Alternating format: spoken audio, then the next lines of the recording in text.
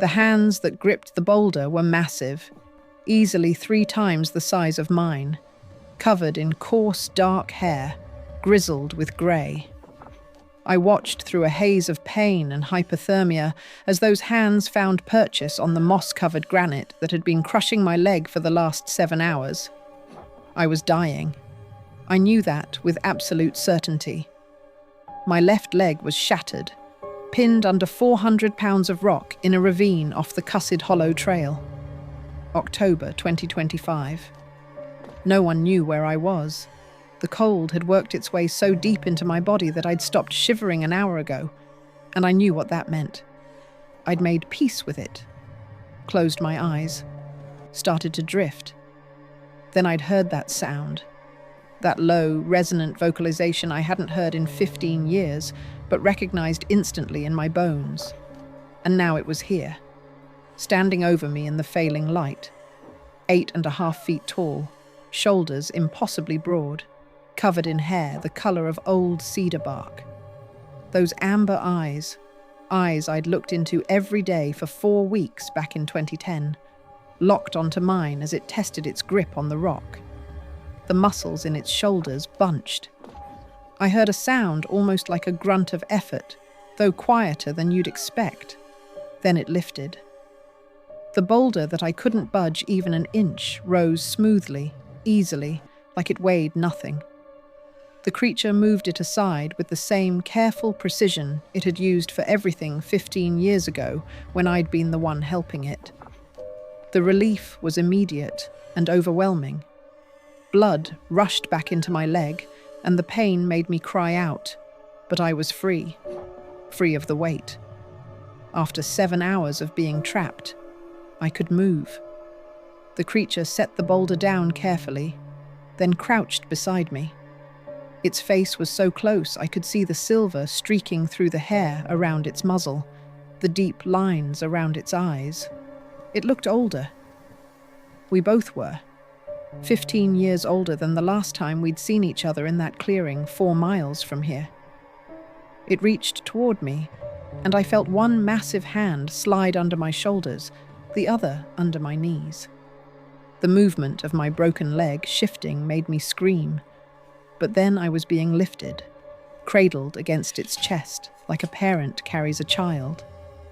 I could hear its heartbeat, slow and deep, could feel the heat radiating from its body, cutting through the hypothermia that had been killing me.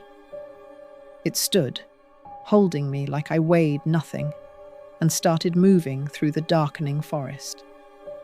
I'd spent 4 weeks nursing this creature back to health in the summer of 2010, cleaning an infected wound that should have killed it, giving it antibiotics I'd stolen from the wildlife clinic where I worked, sitting with it day after day as it healed. Now, 15 years later, it was carrying me through the wilderness, returning a favor I'd given up hope anyone would remember. But to understand how we got here, to understand why a Sasquatch was saving my life in October 2025, I need to tell you the whole story. I need to take you back to late August 2010, to a clearing I wasn't supposed to find, to a creature that wasn't supposed to exist, and to a choice that changed everything. I was 26 that summer, working part-time at a veterinary clinic in Trout Lake, Washington, and volunteering at a wildlife rehabilitation center another 2 days a week. The pay was terrible, but the rent was cheaper there than anywhere I could have afforded near Portland, where I'd gone to college. I'd broken up with my boyfriend of 3 years that spring, his idea, not mine. And I'd taken the job partially to put distance between us, and partially because I'd always been better with animals than people. My rental was a 1-bedroom cottage on the edge of the Gifford Pinchot National Forest, 40 minutes from town on a gravel road that washed out every spring. The landlord was a retired logger named Dennis, who lived in the main house a 1/4 mile down the same road. He was in his 70s and mostly left me alone, except to collect rent on the 1st of the month and to warn me about bears getting into trash cans. I hiked. That's what I did with my free time. I had trail maps covering the kitchen table, routes marked in different coloured highlighters based on difficulty and duration. I knew the terrain within a 20-mile radius better than I knew my hometown. The Cust Hollow Trail was one I'd done maybe a dozen times. A moderate 8-mile loop that gained about 2,000 feet in elevation, topping out at a ridge with a view of Mount Adams on clear days. August 27th, 2010, a Friday. I'd gotten off early from the vet clinic because we'd had a cancellation, and the afternoon was perfect. Mid-70s, clear sky, that particular slant of late summer light that makes everything look golden. I'd packed my usual day kit, 2 litres of water, trail mix, first aid supplies, a headlamp, even though I didn't plan to be out past dark, and my camera. I was trying to photograph native wildflowers that summer. I had a notebook where I catalogued what I found and where. I started the hike at 2:15 p.m. I know because I wrote it in the trail register at the parking area. There were only 2 other cars there, and I recognized one as belonging to a regular I'd seen before, an older man who did trail maintenance volunteer work. The trail started in thick second-growth forest, Douglas fir and western hemlock, with an understory of sword ferns and Oregon grape. The air smelled like sap and earth. The first 3 miles were familiar territory. I'd internalized the landmarks. The lightning-struck Cedar Snag at mile 1.3, the creek crossing at 2 miles where I always stopped to filter water, the boulder at mile 2.8 that someone had spray-painted with a peace sign in the 80s. I made good time, settling into the rhythm of it, letting my mind go quiet in the way it only did when I was moving through the forest. At mile 4, the trail diverged. The main loop continued to the left, climbing steadily toward the ridge. But there was an unmarked spur to the right, easy to miss if you didn't know it was there. It wound down through a narrow ravine toward what was marked on the topographic maps as Deer Creek, though I'd never found a creek there, just a dry wash that probably only ran during spring snowmelt. I'd never taken that spur before. The main trail was enough for me, usually, but that day, for reasons I still can't fully articulate, I turned right. The spur trail was overgrown, barely a trail at all in places. I had to push through salal bushes and step over fallen logs green with moss. It dropped about 500 feet in elevation over the course of maybe half a mile, getting darker as the canopy thickened overhead. The temperature dropped too, that particular chill you get in old-growth forest where sunlight doesn't penetrate. That's when I started smelling it. Something wrong. Not decomposition exactly, though there was an organic decay component to it. More like infection, like the smell of an abscess we'd drained at the clinic earlier that week, but stronger, mixed with something wild and sharp. I should have turned back. Every instinct I had was telling me to turn back. But I was curious. Part of my job at the wildlife centre was treating injured animals, and I thought maybe I'd find something I could help. A deer with an injured leg, maybe, or a bear cub separated from its mother. Something explicable.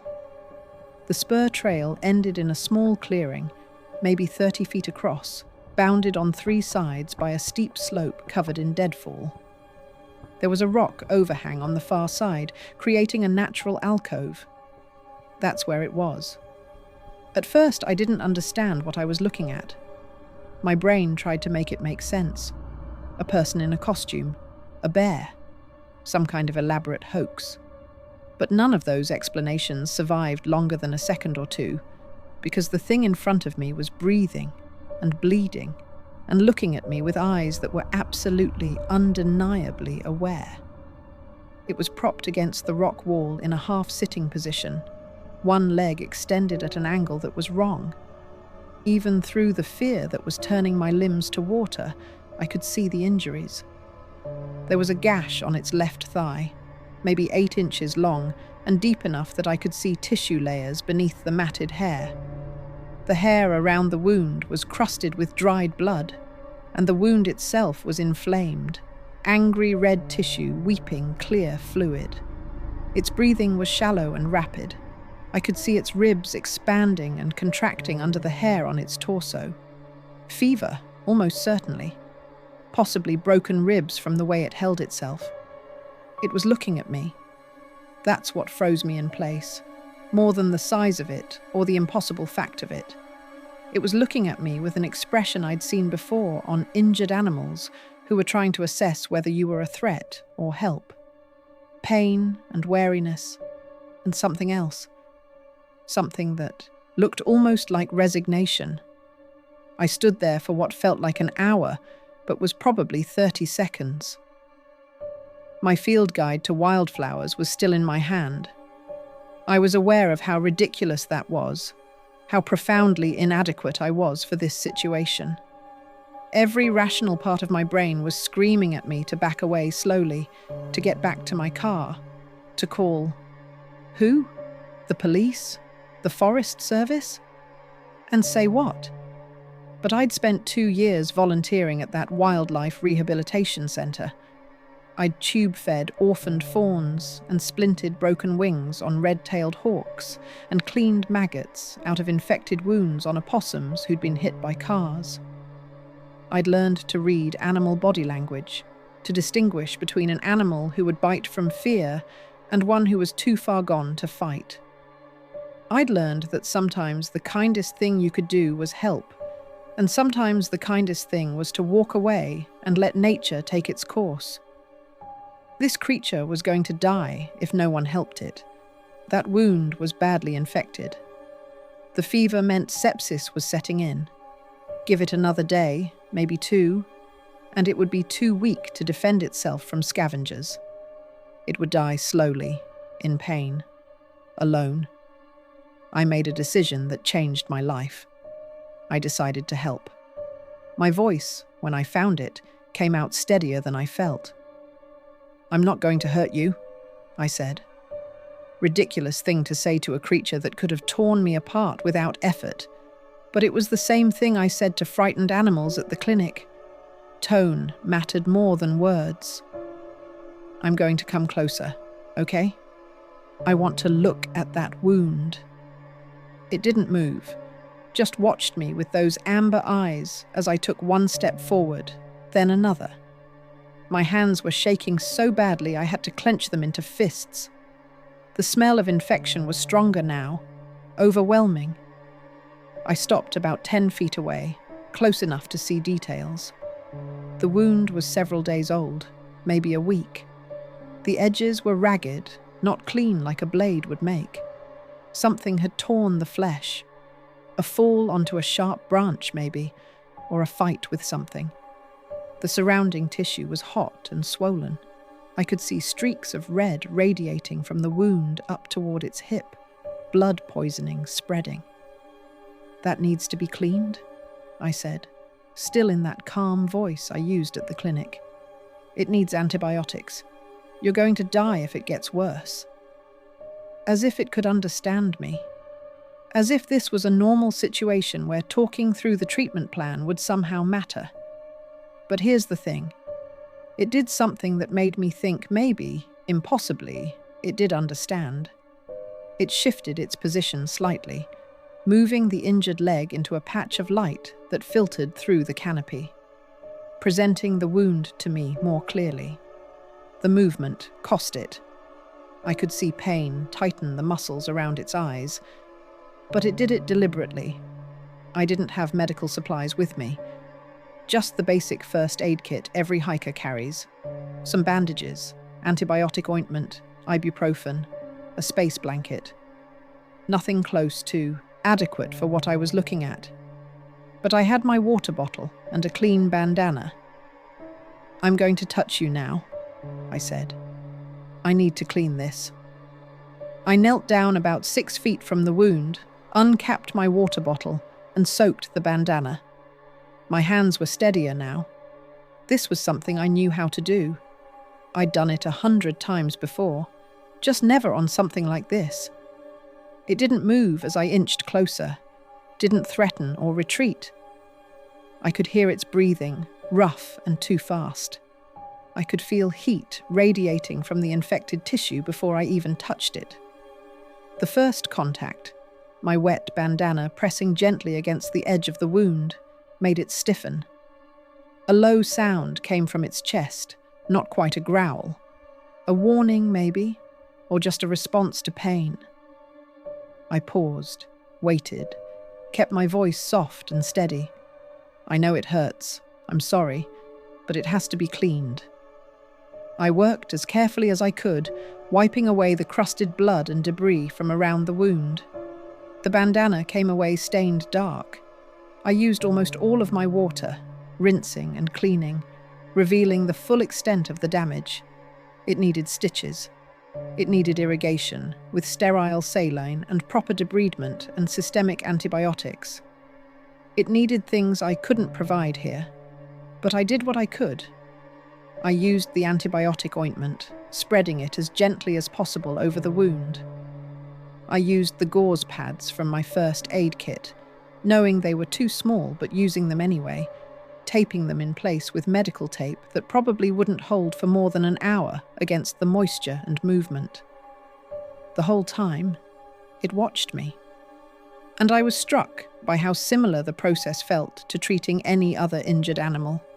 The same careful movements, the same assessment of pain response, the same balance between necessary intervention and minimizing stress. When I finished, I sat back on my heels. The sun had moved, and the clearing was darker now. I checked my watch. 5:40 p.m. I'd been there for over an hour. "I need to go," I said. "It's going to get dark, and I don't have enough light to make it back safely if I wait much longer." It was still watching me. I stood up slowly, backed away toward the trail. Those eyes followed me the whole way. "I'll come back," I said.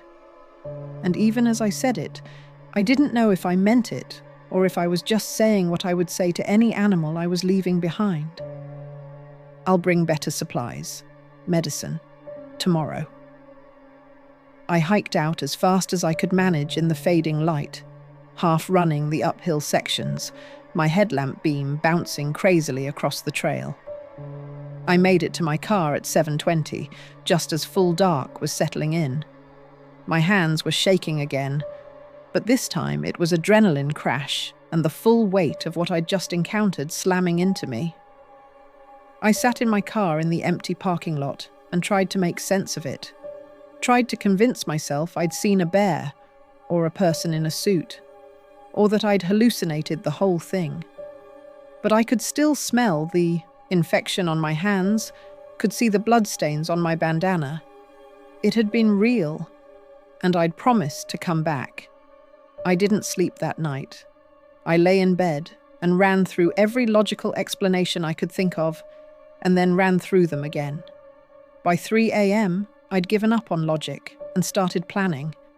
If it was real, and some part of me that existed below conscious thought knew it was real, then it needed help. Serious help. The kind that required actual medical supplies. The wildlife centre where I volunteered had those supplies. I had a key to the clinic, access to the locked medication cabinet. I'd signed for controlled substances before under supervision. I knew what was in there and how to use it. What I was planning was theft. I could lose my volunteer position, probably face criminal charges if anyone found out. But the alternative was letting something sentient die from an infection that could be treated. I went over my plan again and again. Saturday morning, the clinic was closed. The vet would be at his private practice in town. I'd be alone. I could take what I needed, bring my own containers, make it look like a minor inventory discrepancy rather than an obvious theft. Antibiotics, broad spectrum, high dose, wound irrigation supplies, sterile gauze and bandages, antiseptic, pain medication. At 6 a.m., I got up and made coffee and wrote out a list. By 7, I was in my car heading to the wildlife centre. The guilt was physical, a weight in my chest as I used my key to let myself in through the back door. I told myself this was no different than treating an injured eagle or a bear cub. This was wildlife rehabilitation. This was what we did. I was methodical. I took bottles from the back of the supply shelves where they'd be less likely to be missed. I took a half-used bag of IV antibiotics that had been opened for a fawn we'd treated last week. I took supplies that were abundant, gauze and tape and sterile saline. I put everything in my own backpack, not the clinic's containers. By 7:40, I was done and locking the door behind me. At the grocery store in Trout Lake, I bought bottled water, 10 gallons of it, protein bars, a cooler to keep the antibiotics at temperature. Back at my cottage, I packed everything carefully, distributed weight, made sure I had my headlamp and extra batteries. By 9 a.m., I was on the trail again. The hike felt different in daylight. The fear from yesterday had settled into something more complicated, still present, but overshadowed by purpose. I knew where I was going. I knew what I was going to do. The spur trail was easier to navigate this time. I'd memorized the landmarks. When I reached the clearing, I stopped at the edge and called out, "It's me. I'm back. I brought medicine." The alcove under the rock overhang was shadowed, but I could see movement. It was still there, still in roughly the same position. As I got closer, I could see it looked worse. The fever was higher. I could tell, from the way it was breathing, shallow and too rapid. Its eyes were duller than yesterday. I set down my pack and pulled out the supplies. This time I worked more efficiently. I'd thought through the process on the hike up. First, irrigation. I used a sterile syringe to flush the wound with saline, watching the debris wash away. The creature flinched, but didn't pull away. The wound looked worse in full daylight. Deep into the muscle tissue, edges necrotic. It needed debridement. I had a scalpel in my pack. We used them at the wildlife center for exactly this kind of situation. I'd done this before on deer and raccoons, and once on a young black bear. "This is going to hurt," I said. "I'm sorry." I worked as fast as I dared, cutting away the dead tissue, trying to create clean edges that could heal.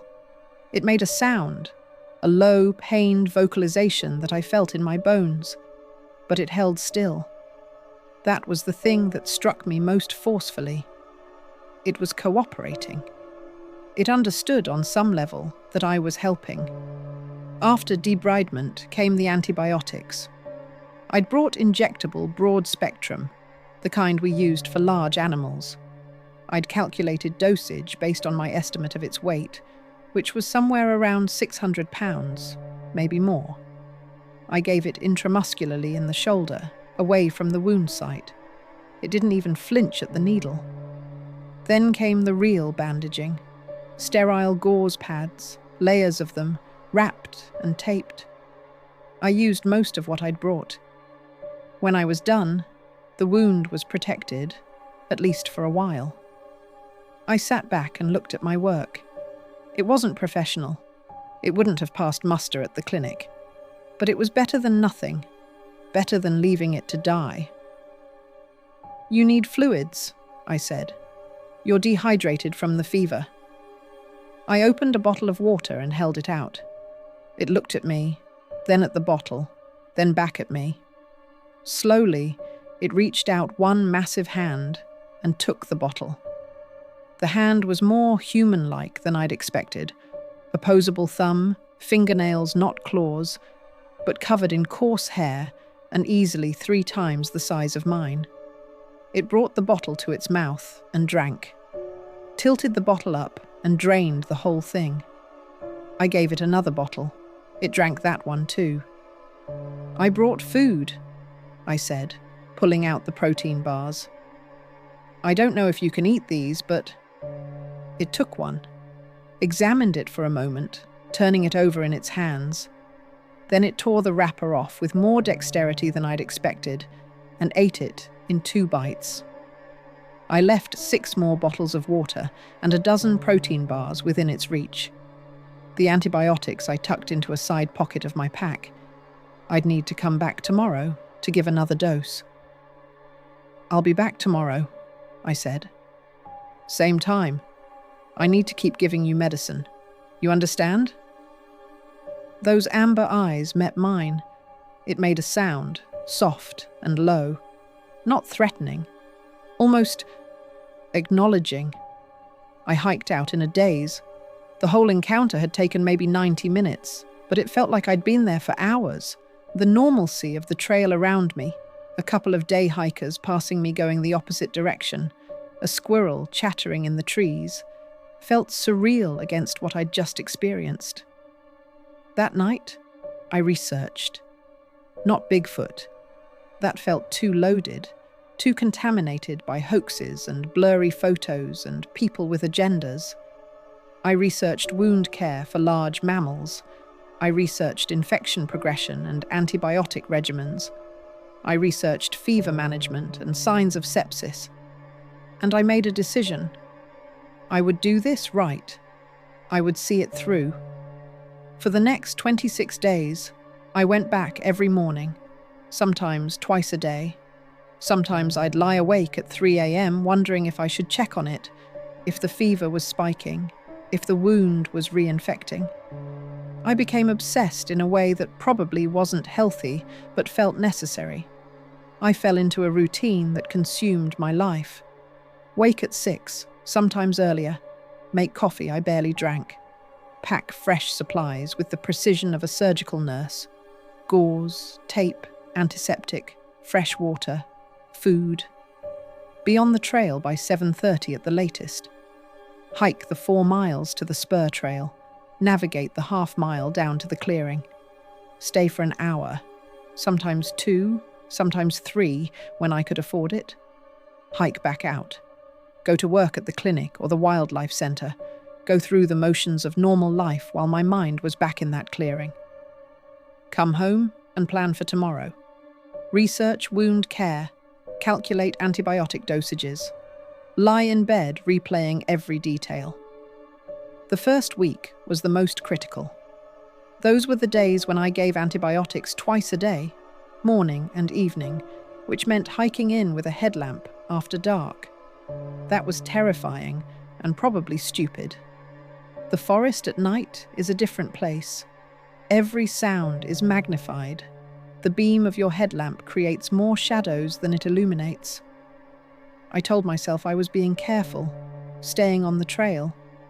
But the truth is, I was taking enormous risks, because the alternative, letting the creature die from an infection I could treat, felt worse than any danger I might face. On day 1 of the twice-daily visits, I brought a digital thermometer, the kind we used for livestock at the wildlife center.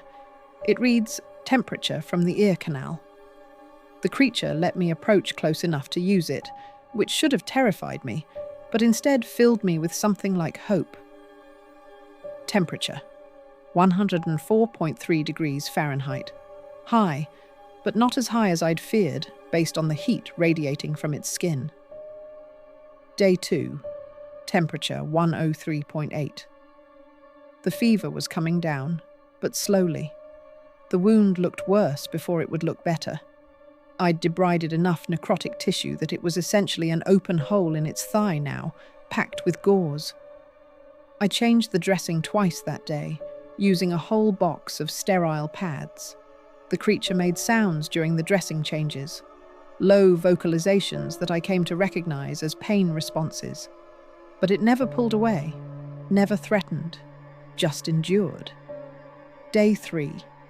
Temperature 102.9. I brought warm broth that day, chicken stock from the grocery store, heated in a thermos. The creature drank it straight from the container, wrapping both hands around the thermos like it was savoring the warmth. That image is burned into my memory. This massive, impossible being, sitting in the shadows of the overhang, drinking soup with an expression that looked almost peaceful. Day 4. The fever broke. I arrived at the clearing to find it sitting upright for the first time, back against the rock wall, eyes clearer than I'd seen them. Temperature: 19.8. I actually cried, standing there with the thermometer in my hand. The creature tilted its head, watching me, made a soft, questioning sound. I laughed and wiped my eyes and said, "You're going to be okay. I think you're actually going to be okay." Day 5. I started documenting everything in a small notebook I brought. Not for anyone else. I knew I'd never show this to anyone. But for me. To remember. To prove it was real. I drew sketches of the wound at different stages of healing. Wrote down feeding times and amounts. Noted behavioral observations. Alert. Responsive. Made eye contact when I spoke. Seems to understand tone if not words. Reached for water bottle without prompting. Day 6. It was sitting up straighter, the posture of someone who's turned a corner. The wound was still open but beginning to granulate. That healthy pink tissue that means healing is happening from the inside out. I reduced antibiotics to once daily. Started bringing more food variety. That day I brought apples, carrots, almonds, and beef jerky. It ate everything but clearly preferred the vegetation. Held an apple in one hand and examined it before eating, like it was appreciating the gift. Day 7. I made a mistake, got complacent, approached too quickly, too casually, not reading its body language properly. It was in pain. I'd pressed on the healing wound during examination, and it made a sound I hadn't heard before, a warning, deep and chest vibrating and unmistakable. I froze, backed away slowly, said, I'm sorry, I won't do that again." It watched me retreat, then settled. But I'd been reminded. This was still a wild thing, still capable of defending itself. I needed to remember that. Day 8. The wound was definitely closing. I could see the edges pulling together, new tissue filling the gap. I started taking photos with my camera, close-ups of the healing progression for my own records.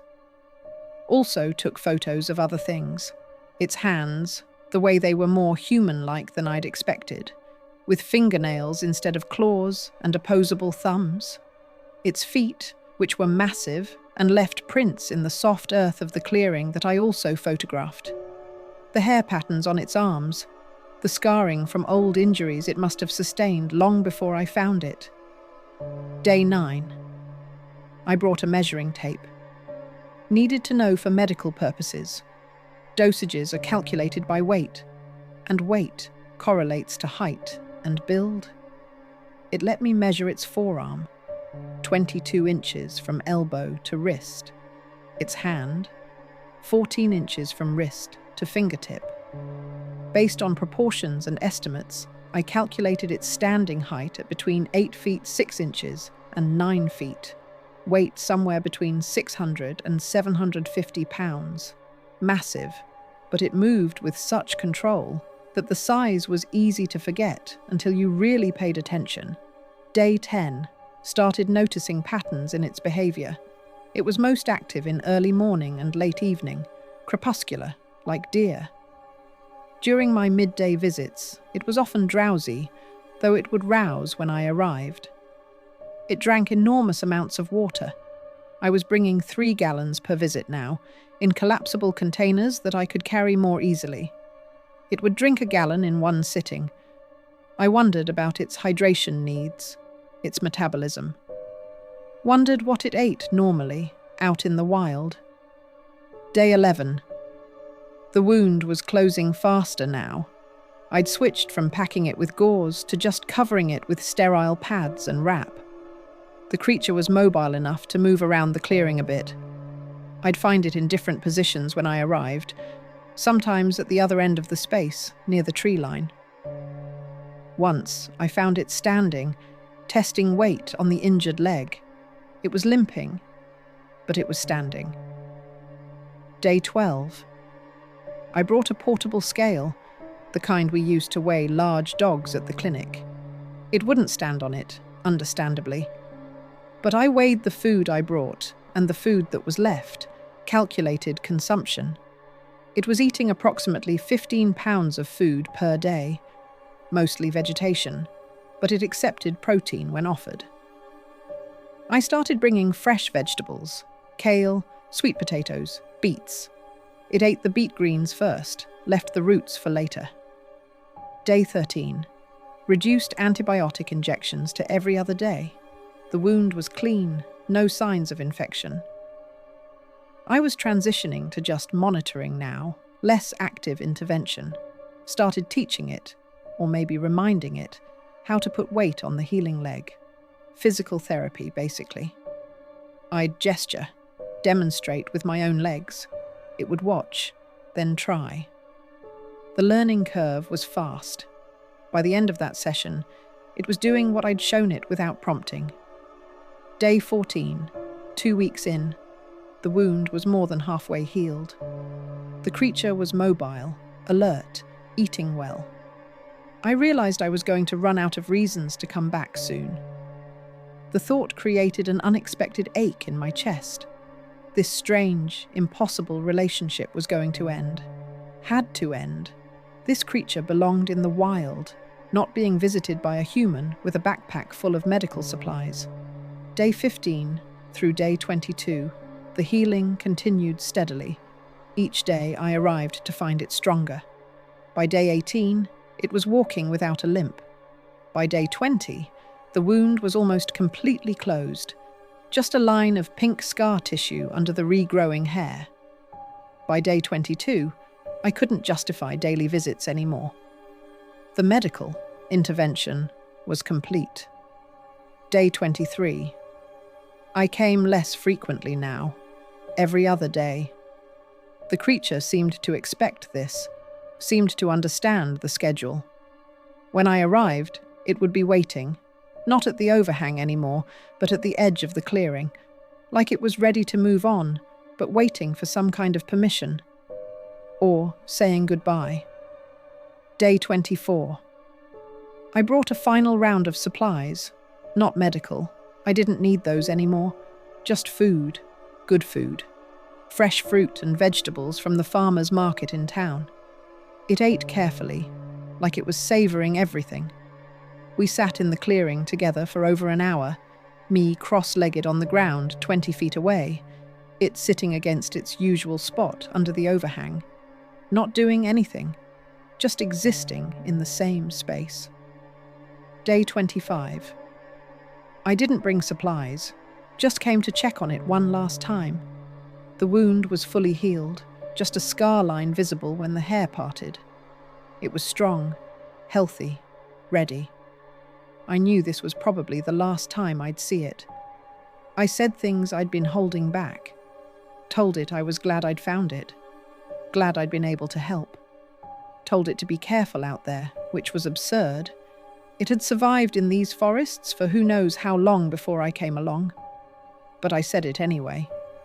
Day 26, September 22nd, 2010. I hiked to the clearing, knowing before I arrived that it would be gone. We developed something I can only describe as a relationship. It wasn't friendship. That would be presumptuous. But there was trust. It would let me examine the healing wound without resistance.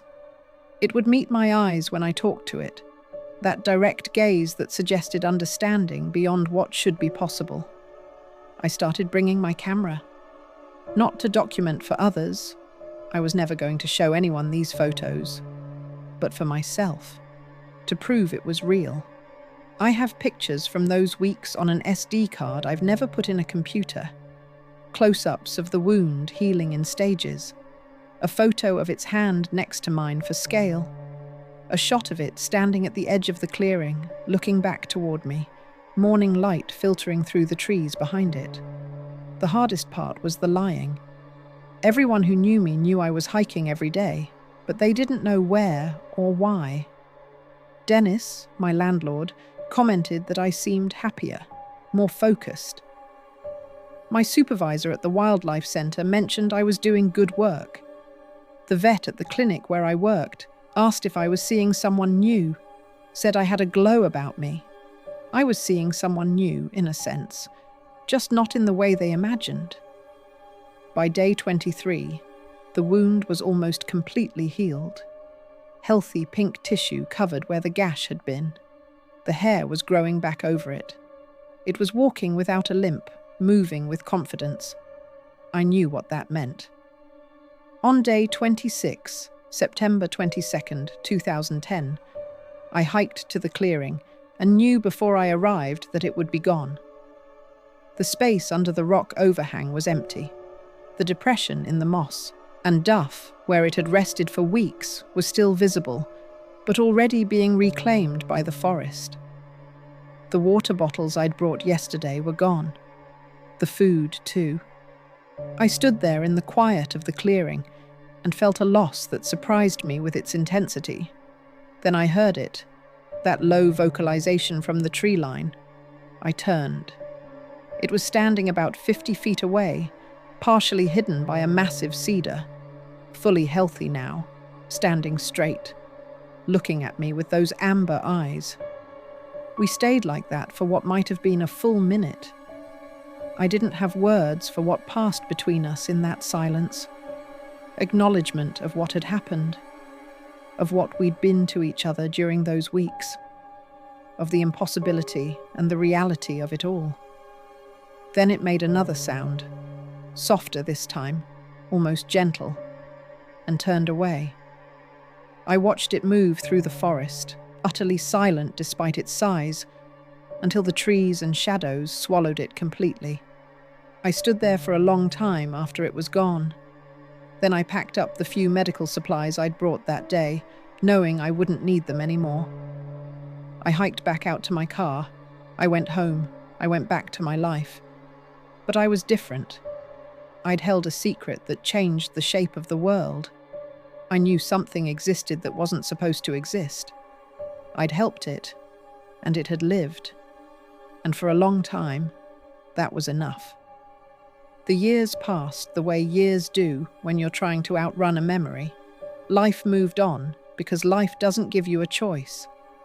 The memory of that summer didn't fade exactly, but it settled into a distant part of my mind, taking on a dreamlike quality that made it easier to dismiss on days when I needed to believe in a simpler world. I kept working at the Wildlife Center through the fall and winter of 2010. November was grey and wet, the kind of Pacific Northwest rain that soaks into your bones. I treated injured owls and orphaned raccoons and tried not to think about what was out in those forests beyond our facility's chain-link fence. December came with early snow, unusual for that elevation. I drove home on slick roads and wondered if it was warm enough in whatever den the creature had found. Told myself to stop wondering. It had survived before I came along. It would survive now. In January 2011, Dennis, my landlord, found me sitting on the porch of the cottage at midnight, staring into the tree line with a flashlight in my lap. He asked if I was okay. I said I thought I'd heard something. He said it was probably just deer, or maybe a black bear waking up confused from hibernation. I agreed and went inside, but I knew what I'd heard. That low vocalization, distant but unmistakable. A reminder that it was still out there.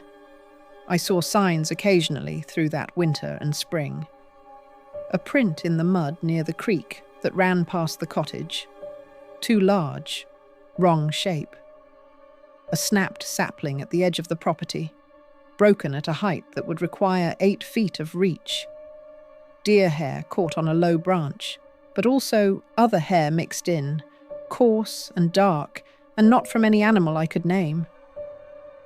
I documented these things in my notebook, the same one where I'd recorded the medical progression.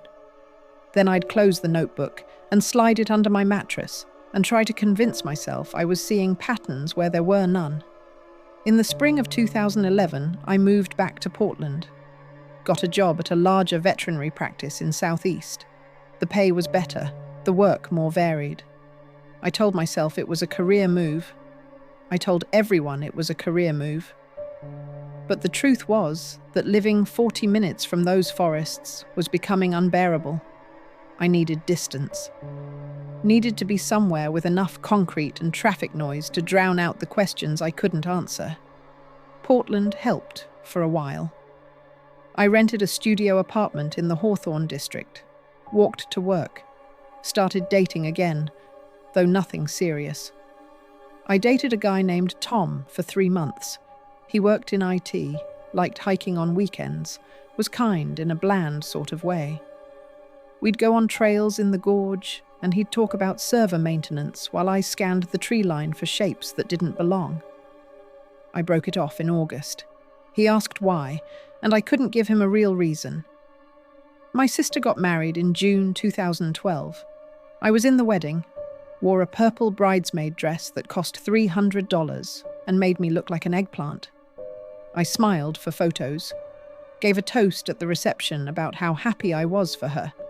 Meant it, mostly. But there was a part of me that felt separate from the whole event, like I was watching it through glass. My sister had her fiancé, her upcoming honeymoon in Hawaii, her normal human problems and joys. I had a secret that lived in my bones. I started seeing a therapist in 2013. Not because of the creature, I never mentioned that, but because I was having trouble sleeping. Vivid dreams that would wake me at 3 a.m. with my heart racing. The therapist, a woman named Dr. Chen, asked what the dreams were about. I described them in the vaguest terms. Forests, being watched, feeling like I'd forgotten something important. She suggested anxiety, maybe some unprocessed trauma from my breakup years earlier. Prescribed me medication that made me sleep but left me groggy. I took it for 3 months, then stopped. In 2014, I met Marcus at a friend's barbecue. He was tall, calm, worked as a software engineer for a company that did something with data management that I never fully understood.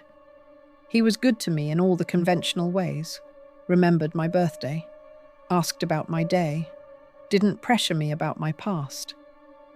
We dated for 8 months, and when he proposed on a beach in Cannon Beach, I said yes, because it seemed like the logical next step. Because I was 30 years old, and everyone around me was coupling up and building lives, and I wanted that too. Wanted to be normal. The wedding was small, just family and close friends, at a winery outside Portland. November 2014, unseasonably warm. My mum cried happy tears. My sister served as my maid of honor and gave a speech about how she'd always known I'd find someone who appreciated my independence. Marcus's parents flew in from Minnesota, nice people who asked polite questions about my work. I wore a dress I'd found on sale, ivory lace, and felt like I was playing a part in someone else's story. The marriage was fine. That's the best word for it. Fine. We moved to Seattle in 2016 for his job, a promotion he was excited about. I found work at an emergency veterinary clinic, overnight shifts that paid well and required intense focus. I was good at emergency medicine, the crisis mentality, the need to make fast decisions, the way you couldn't afford to hesitate. I didn't think too much about why I was good at it. Didn't want to connect it back to that summer when I'd made impossible decisions without blinking. We bought furniture together, went to IKEA on weekends, and argued mildly about whether we needed a particular bookshelf. Had friends over for dinners where we'd cook elaborate meals and talk about nothing consequential. Had sex on a schedule that became increasingly perfunctory. Talked about maybe trying for kids someday. A conversation that I'd deflect whenever it got too concrete.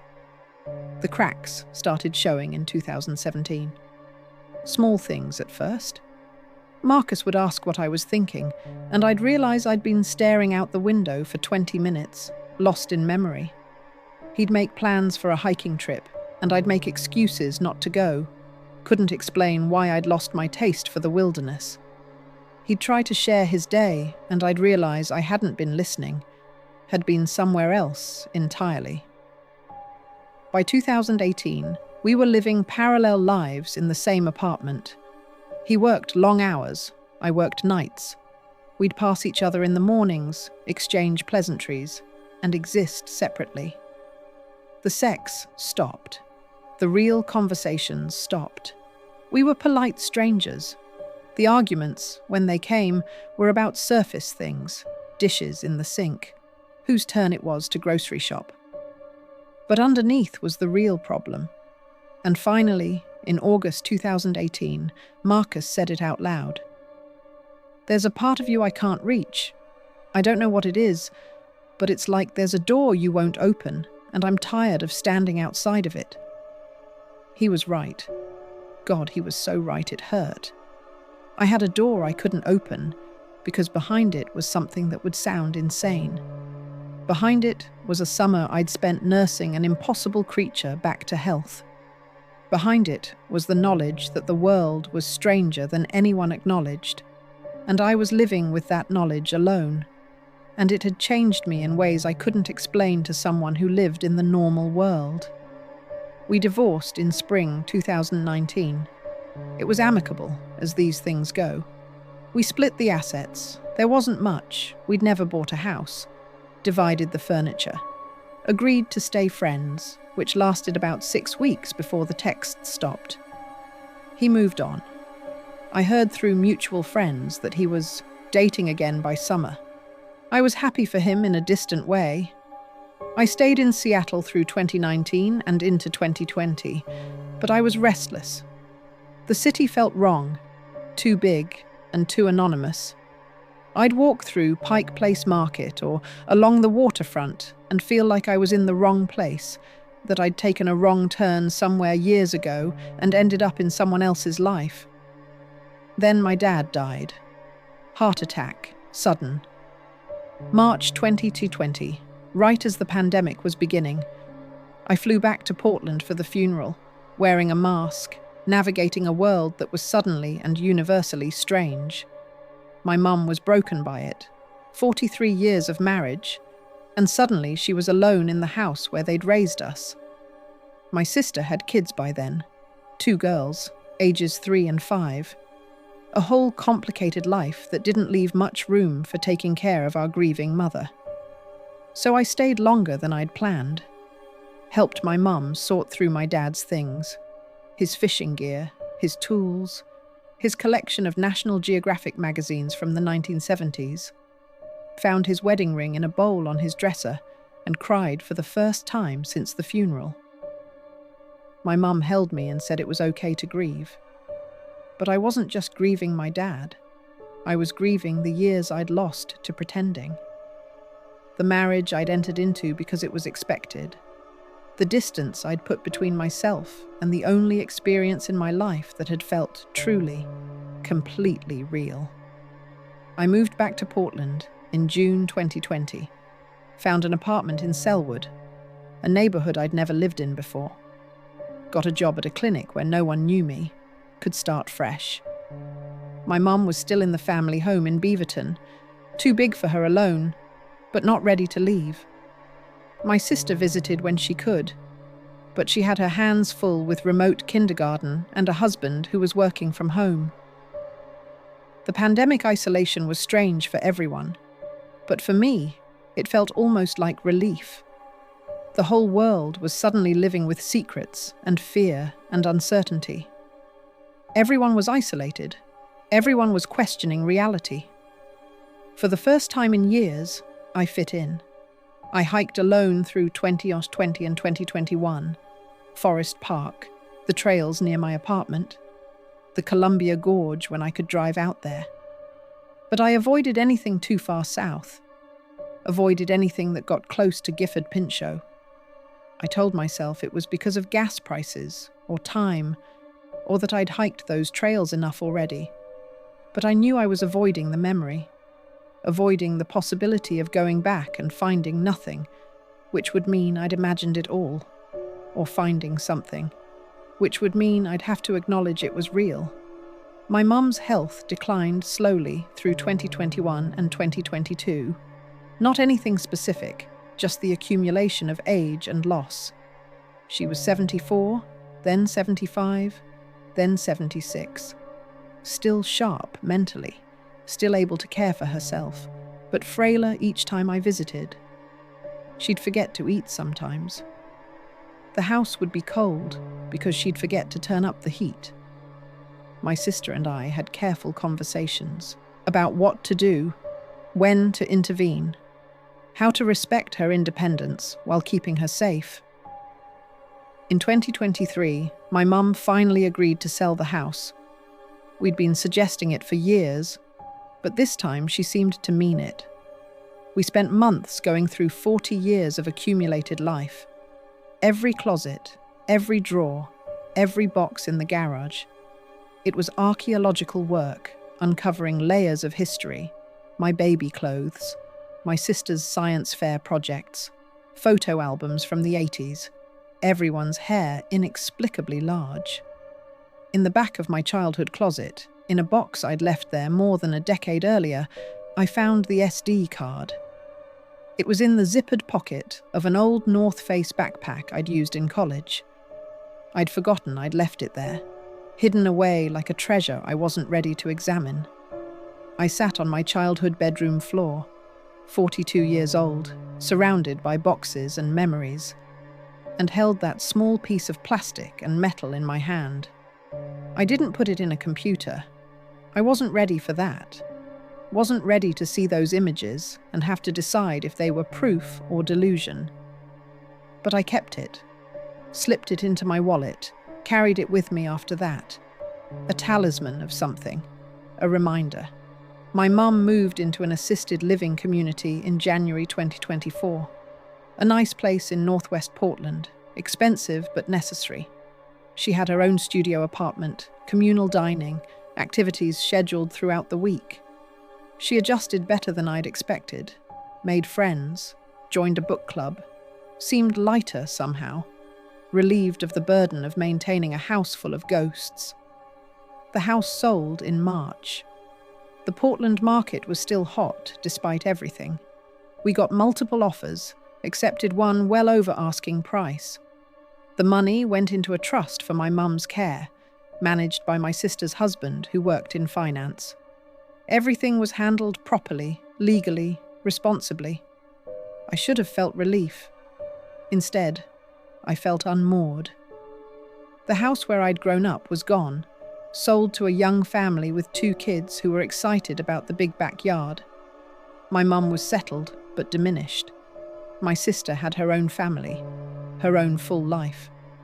And I was 44 years old, divorced, living alone, carrying a secret I'd never shared.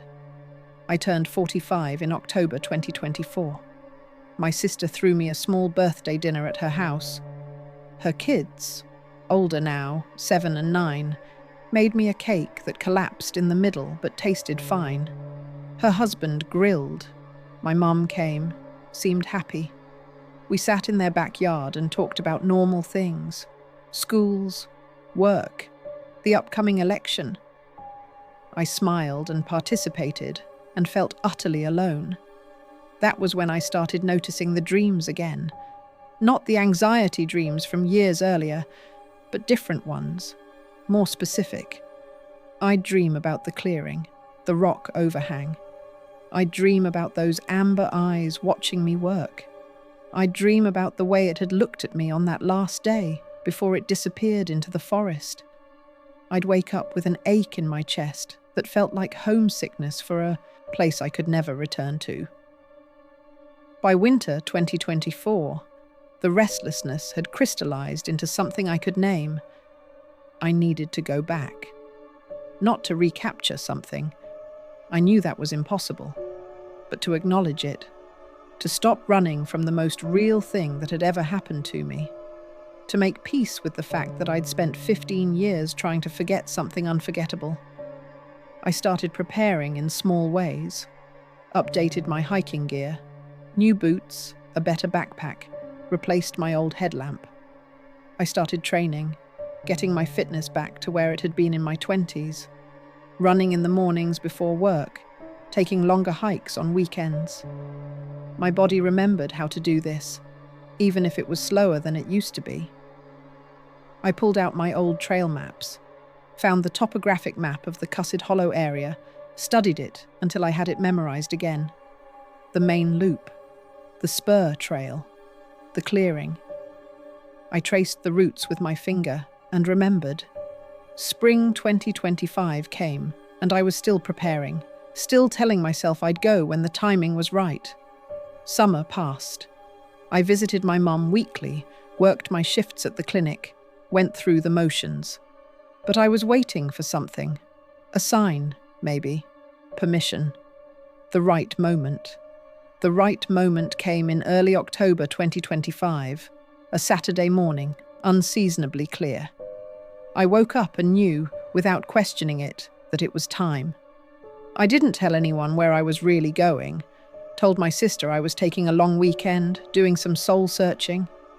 She thought I meant processing the divorce, which had been final for 6 years, but maybe she figured these things took time. I let her think that. I drove south toward Gifford Pinchot. The October colours were peak, aspens and maples burning gold and red against the dark evergreens. The sky was that particular shade of blue you only get on clear autumn days.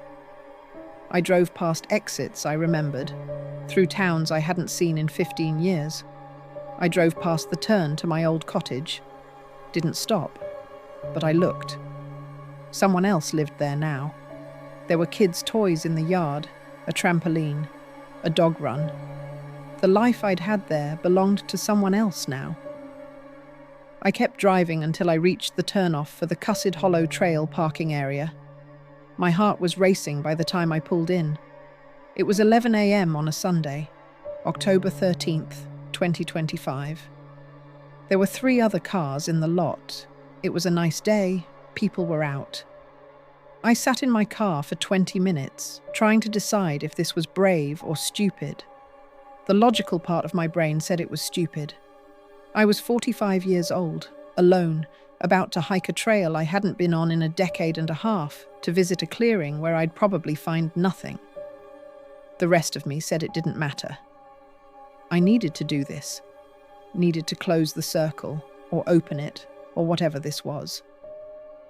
I got out of the car, put on my pack, signed the trail register with my name and the time, 11:25 a.m., and I started hiking. Not to the clearing specifically, not even to the forest necessarily, but back to that version of myself who had been brave enough to help something impossible, who had committed to something beyond herself, who had felt purpose so strongly it overrode fear. I started hiking again. Real hiking, not just walks around the neighborhood. I bought new boots, updated my gear. At first I stayed close. Trails in the gorge, Forest Park. But by August, I was driving farther, heading south toward places I hadn't been in 15 years. I didn't plan the timing consciously, but on October 12th, 2025, I found myself driving toward Trout Lake. The autumn colours were peak, aspens and maples burning gold against the evergreens. I told my sister I was taking a long weekend, doing some soul-searching. She thought I meant I was finally processing the divorce. I let her think that. I drove past my old rental cottage. Someone else lived there now. There were kids' toys in the yard. Dennis's house was dark. I wondered if he'd died or just moved on. I didn't know if the trail would even still be there. 15 years is a long time. Trails get overgrown, get officially closed, get forgotten. But when I pulled into the parking area for the Cussed Hollow Trail on October 13th, it was still there. The wooden trail register had been replaced with a newer one, but the trail itself looked maintained. I sat in my car for 20 minutes, trying to decide if this was a good idea.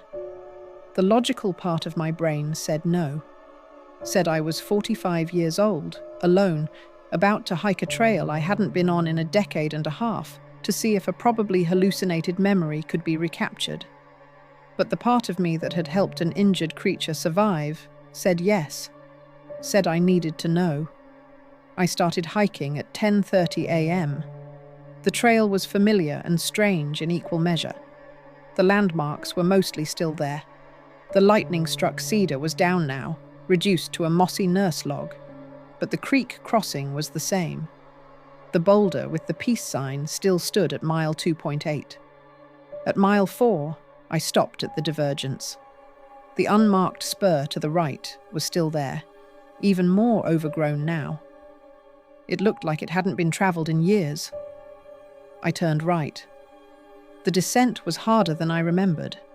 I was older, less fit than I'd been at 26. The forest felt darker, denser. Or maybe I was just more aware of the risk of being alone in the wilderness. When I reached the clearing, it was smaller than my memory. The rock overhang was still there, moss-covered and ancient. The space underneath was empty, just shadows and dried leaves. I stood there feeling foolish and lost. I stayed for maybe 10 minutes, looking around for… what? Evidence? Proof. The forest gave me nothing. It was just a clearing, just rocks and moss and trees. I turned to hike back out, feeling the weight of 15 years of wondering settle into something like closure. It had been real, or it had been a dream. But either way, it was over. That's when I decided to take the route I did. Instead of going back the way I came, I would loop around the ridge and connect with the upper portion of the Cussed Hollow Trail. It would add a mile to the hike, but would make it a proper loop. The topographic map on my phone showed it was doable. The terrain was more challenging than I'd anticipated. The slope was steep, covered in loose rock and slick moss. I was picking my way carefully across what looked like a stable section when the rock beneath my foot shifted. Everything happened fast. The crack of stone breaking, the sickening lurch as my foot went through into nothing, the tumble down the slope, my pack yanking me sideways, the impact as I hit the bottom, the granite slab that had broken free landing on my leg with a sound I'll never forget. The hours that followed were the longest of my life. Pain. Cold. The slow realization that I wasn't getting out of this alone. The progression from panic to exhausted acceptance. And then, as the light faded and I felt my body starting to shut down, I heard it. That vocalization I hadn't heard in 15 years. It moved down the slope toward me with impossible care, each footfall placed with precision despite the loose terrain. In the failing light, I could see it more clearly than I had that day in the clearing when I'd found it dying. Older now, grizzled, scars on its arms and shoulders, but unmistakably the same creature. It stopped about 10 feet from me and went still, looking at me, looking at the rock on my leg. I could see the assessment happening in its eyes, the same kind of calculation I'd done 15 years ago when I'd found it injured. Can this be fixed? "Hi," I said. My voice was weak, barely there. "Long time?" It made a sound, soft, almost questioning. Then it moved closer. The smell hit me first, that same cedar and earth scent I remembered, but older somehow. It crouched down beside me, and I could feel the heat radiating from its body.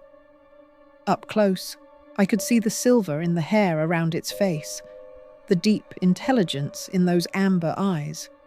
It reached out one massive hand and touched the rock on my leg, gently, carefully. Then it looked at me, and I swear to God, it was asking permission. "I can't move it myself," I said. "It's too heavy. I think my leg is broken." It shifted position, getting a grip on the edge of the boulder. I could see the muscles in its shoulders bunch. Then, in one smooth motion, it lifted the rock, easily 400 pounds, and moved it aside like it weighed nothing. The relief was immediate and overwhelming. Blood rushed back into my leg, bringing with it a new wave of pain that made me gasp. The creature made a sound, concern, maybe, and moved closer. I could see the leg now. The lower portion was bent at an angle that was wrong, definitely broken. My boot was holding things together somewhat, but I could see blood seeping through the leather where bone had probably torn through skin. The creature looked at the injury, then at my face, then back at the injury. It made a decision. Before I could process what was happening, it slipped one arm under my shoulders and the other under my knees. The movement of my broken leg shifting made me cry out, but then I was being lifted, cradled against its chest. I could hear its heartbeat, slower than human, deeper, could feel the rise and fall of its breathing. It stood, holding me like I weighed nothing, started moving through the darkening forest. I'd spent 2 weeks nursing this creature back to health. Now it was carrying me through the wilderness like a parent carries a child. The role reversal was so complete, so profound, that I started laughing, or maybe crying. Hard to tell the difference at that point. It moved fast, despite the terrain, despite the growing darkness. It clearly knew these woods better than any human could. Knew routes that didn't exist on maps. It climbed sections I couldn't have managed on my best day, always keeping me level, always careful of my damaged leg. I drifted in and out. The pain was constant, but shock was doing its work now, creating a kind of buffer. I was aware of time passing, of the creature's steady movement, of stars appearing between the branches overhead. At some point, I realized we were on an actual trail. The main cussed hollow loop. The creature was moving downhill toward the trailhead, toward where people might be. About half a mile from the parking area, it stopped, set me down carefully against a tree, positioned so I was sitting upright. It stepped back and looked at me. "You can't go further, can you?" I said. "Too close to people." It made that soft sound again. Acknowledgement. I understood. This was as far as it could take me without risking exposure. The parking area would likely have cars, hikers, people with phones and cameras. "Thank you," I said. The words felt insufficient, tiny against the enormity of what had just happened. "You remember. After all this time, you remembered." It looked at me for a long moment. Then it did something that made my breath catch. It reached out and touched my hand. Just briefly, the way I'd touched its hand all those years ago when I was checking its temperature, monitoring its healing. Then it turned and moved back into the forest. I watched it go, disappearing into the darkness between the trees like it had never been there at all. I sat against that tree for maybe 20 minutes before I heard voices. A couple of hikers coming down the trail with headlamps. They saw me and rushed over, asking what happened. "Were you attacked by an animal? We need to call for help." I told them I'd fallen, which was true. I'd been trying to make it back to the trailhead when my leg gave out. Also true. They called 911, waited with me, sharing their water and a space blanket. One of them was a nurse.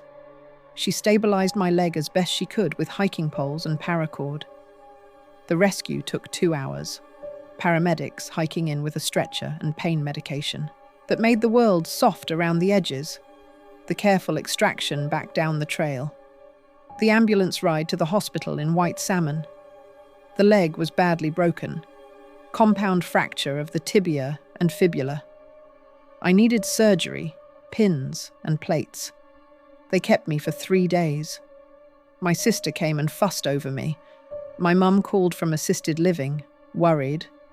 My boss from the clinic sent flowers. I told everyone the same story. I'd been hiking alone, lost my footing on wet rocks, fell. The boulder landing on me was bad luck.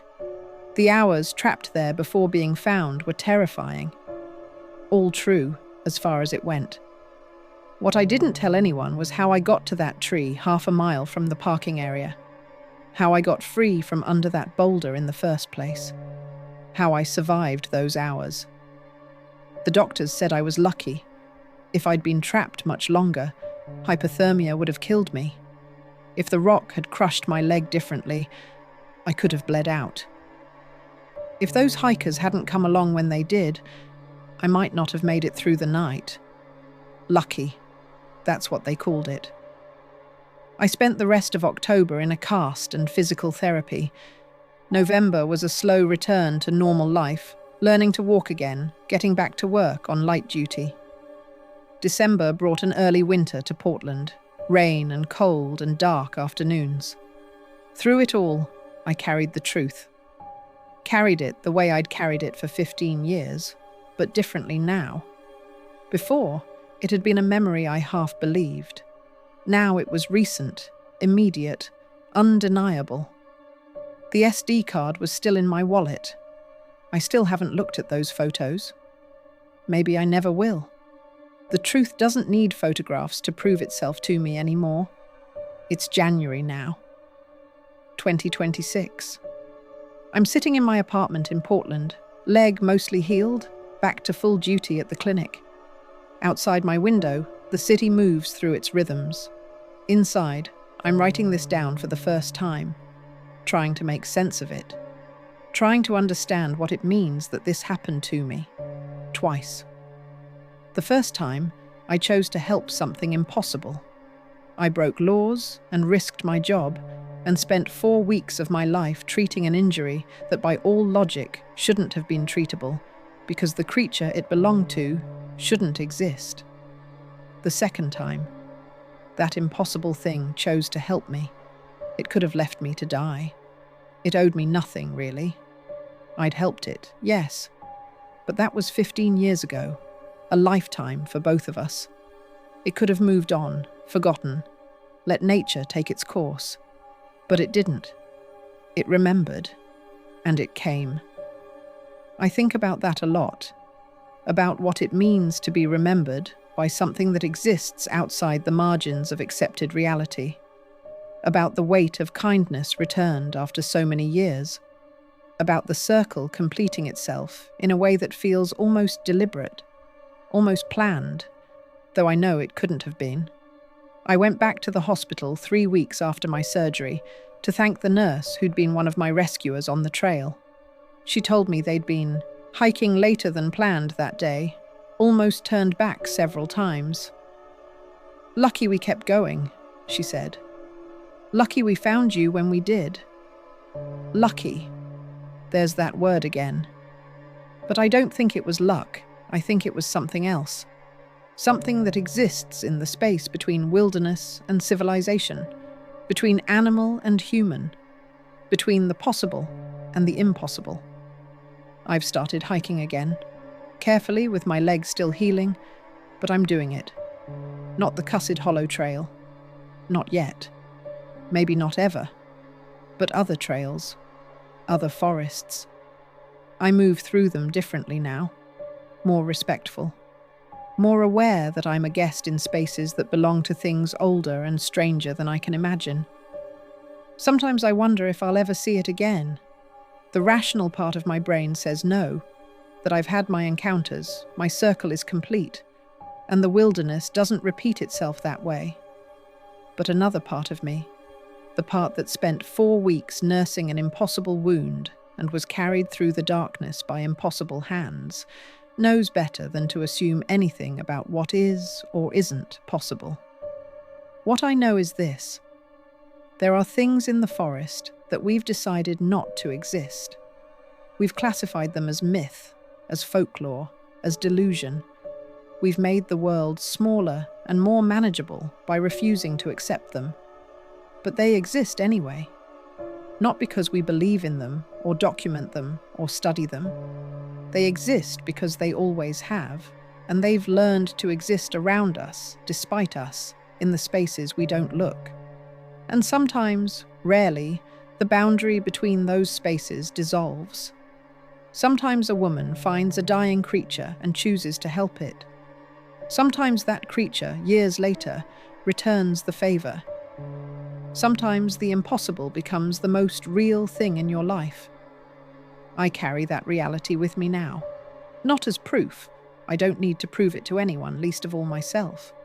I carry it as knowledge, as lived experience, as truth that exists outside validation. The world is stranger than we admit. The wilderness holds more than we acknowledge. And kindness, real kindness, creates debts that can be repaid across species, across years, across the barrier between what we believe and what simply is. My leg aches when the weather changes. A permanent reminder, the doctors say. The pins and plates will set off metal detectors for the rest of my life. Small prices to pay for survival. But I have other reminders too. The scars on my hands from that first day when I cleaned an infected wound with just water and a bandana. The muscle memory of how to approach a frightened animal, how to move with calm purpose even when your heart is racing. The knowledge of what those amber eyes look like up close. First clouded with fever and pain, then clear with purpose 15 years later. These reminders don't ache. They sustain me. I still work at the veterinary clinic, still treat injured animals, still approach each case with the same care I learned during those 4 weeks in 2010.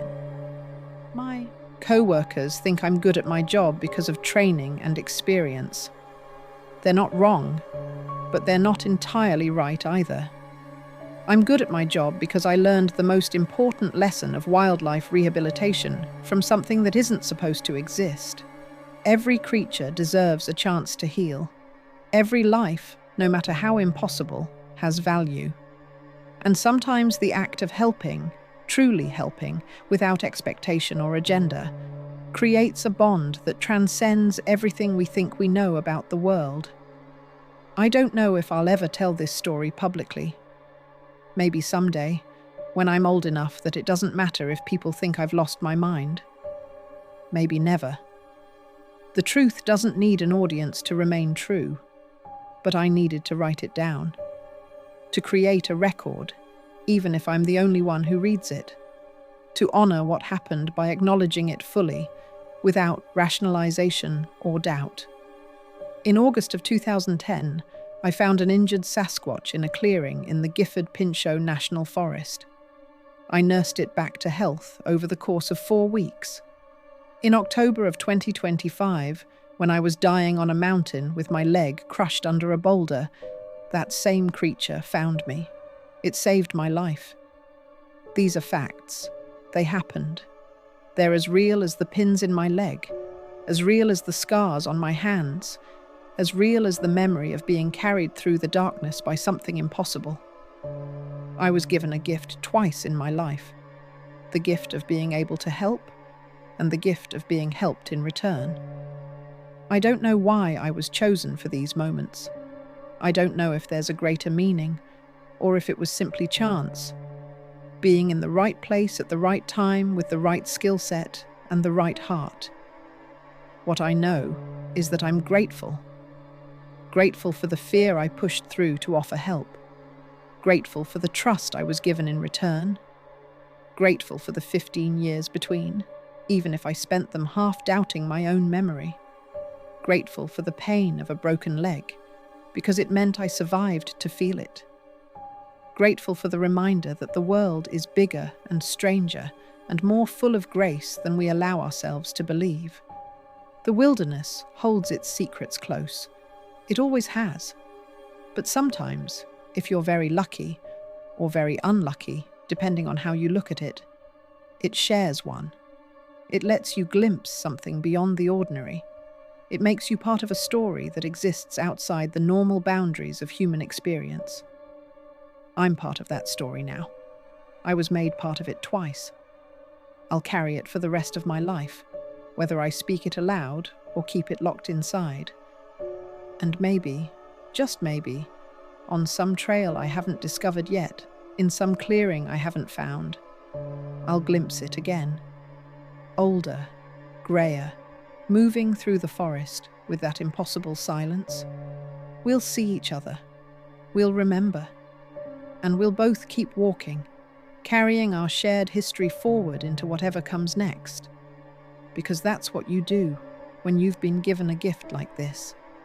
You carry it, you honor it, you let it change you, and you keep going, knowing the world holds more wonder than you'll ever fully understand, and that sometimes, when it matters most, the impossible becomes the hand that pulls you from the darkness.